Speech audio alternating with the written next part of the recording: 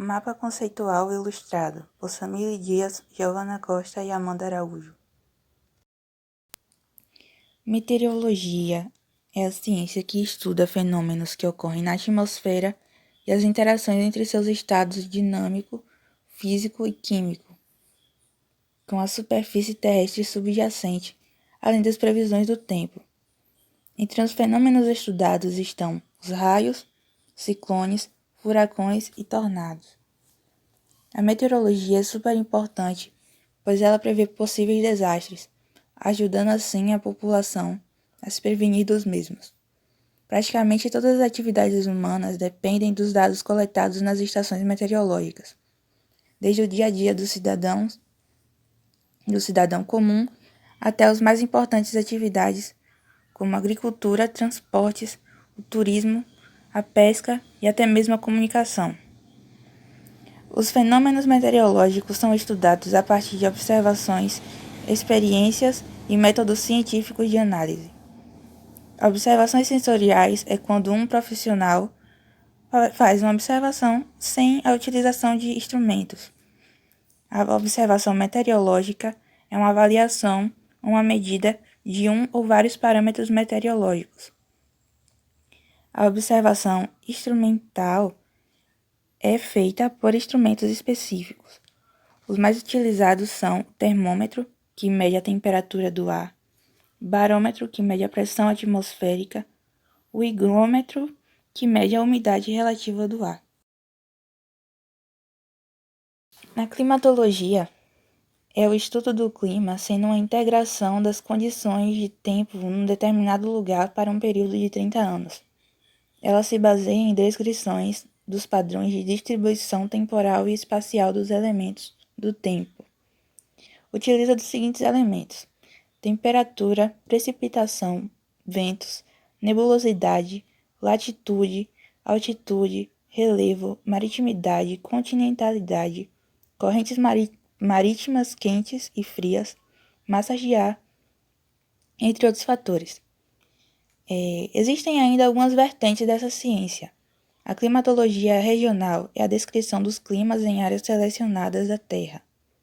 A climatologia sinótica é o estudo do tempo e do clima em uma área com relação ao padrão de circulação atmosférica predominante. A climatologia física envolve a investigação de comportamento dos elementos do tempo, dando-se ênfase à energia global e aos regimes de balanço hídrico da Terra e da atmosfera. A climatologia dinâmica enfatiza os movimentos atmosféricos em várias escalas, particularmente na circulação geral da atmosfera. A climatologia aplicada enfatiza a aplicação dos conhecimentos climatológicos e dos princípios climatológicos nas soluções de problemas práticos que afetam a humanidade. E a climatologia histórica é o estudo do Eu vou falar sobre tempo e clima. O clima ele indica padrões atmosféricos predominantes em determinadas regiões, como região Nordeste, Sul, Centro-Oeste, entre outras.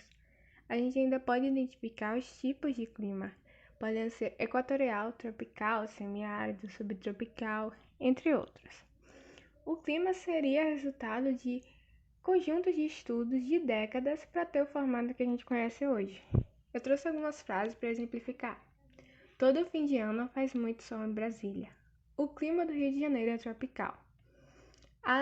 As previsões climáticas são feitas por climatologistas que utilizam dados colhidos pelos meteorologistas. Já o tempo, eles são condições atmosféricas momentâneas, aquelas que passam todo dia nos noticiários. Eu trouxe algumas frases para exemplificar. Os noticiários informam que hoje nevou muito no Canadá. Fez sol durante toda a semana em Goiás. A previsão de tempo é feita por meteorologistas, que estudam o comportamento imediato da atmosfera. Tanto o clima quanto o tempo possuem variáveis que exemplificam as diferenças que a gente pode perceber. No clima, a gente tem a radiação, temperatura, pressão atmosférica, umidade do ar. No tempo, a gente tem a temperatura do ar, umidade, vento, precipitação, cobertura de nuvens, entre outros. Eu vou citar alguns conceitos. A temperatura é a quantidade de calor presente na atmosfera, a precipitação é a quantidade de ar que cai sobre a superfície terrestre, a pressão atmosférica é o peso exercido pelo ar sobre determinado ponto da superfície, o vento é o ar em movimento. O trabalho dos meteorologistas tem grande responsabilidade e importância social, já que ele prevê a ocorrência de algumas catástrofes naturais, como enchentes ou deslizamentos, e por isso ele está no dia a dia de quase todas as pessoas. No clima, eu trouxe um mapa dividido em regiões climáticas. Para ter essas divisões, foram necessários estudos de no mínimo 30 anos para ter validade. Abaixo eu trouxe um gráfico sobre Feira de Santana. As informações que a gente pode extrair dele é que Feira está a 243 metros acima do nível do mar, tem um clima tropical, chove muito menos no inverno que no verão, e de acordo com a Copenhagen, o clima é AW, ou seja, tropical com um inverno seco. Eu também trouxe uma tabela sobre os elementos e fatores modificadores do clima. Os elementos seriam temperatura, pressão atmosférica, vento, umidade e precipitação, e os fatores seriam latitude, altitude, distância do mar, massa de ar, correntes marítimas.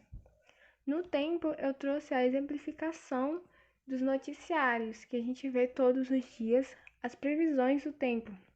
Como a gente pode perceber, cada dia da semana tem uma previsão diferente. Elementos e fatores climáticos. Os elementos do clima são os atributos básicos que servem para definir o tipo climático de uma determinada região, como a temperatura, a umidade e a pressão atmosférica. Os fatores climáticos são os responsáveis pelas características ou modificações dos elementos do clima e devem ser analisados em conjunto. Latitude. A latitude é um importante fator do clima. Com a inclinação do globo em relação à sua órbita em torno do Sol, diferentes áreas do planeta recebem quantidades distintas de radiação solar. Dessa forma, quanto mais próximo você está nas menores latitudes, maior a quantidade de radiação recebida e, consequentemente, maior a temperatura. Altitude. O ar vai ficando cada vez mais rarefeito à medida que nos deslocamos para pontos mais elevados, e rarefeito quer dizer menor número de partículas, o que diminui a capacidade da retenção de calor do ar. É por isso que quanto maior a altitude, menor a temperatura média. O contrário também é verdade. Quando menor a altitude, maior a temperatura. Correntes marítimas. As correntes marítimas promovem variações de temperaturas nos oceanos, e é natural que o mar mais aquecido tenha maior evaporação do que o mar mais frio. Maior evaporação das correntes quentes gera mais nuvens e, por consequência, mais chuva, o que pode ser soprada pelo vento para o continente. Maritimidade e continentalidade. Esses dois termos caracterizam a posição de uma determinada área em relação ao mar. Quanto maior a continentalidade, mais afastado se está do litoral e maiores serão as influências dessa massa continental sobre o clima. Por outro lado, quanto maior a maritimidade, mais próximo se está do mar. Esse posicionamento interfere diretamente nas condições de clima, uma vez que o solo se aquece e se esfria muito mais rápido do que as massas de água. Assim, a amplitude térmica, diferença entre a temperatura mínima e a máxima, é muito maior nas localidades onde há mais continentes e menos oceano. Relevo. O relevo também é um fator que influencia diretamente o clima. Grandes obstáculos, como montanhas, por exemplo, podem ser fatores de aumento ou inibição da precipitação, dependendo da sua localização e direcionamento em relação ao vento regional. Da mesma forma, grandes planícies, lagos, rios, etc., também exercem influência nas condições climáticas.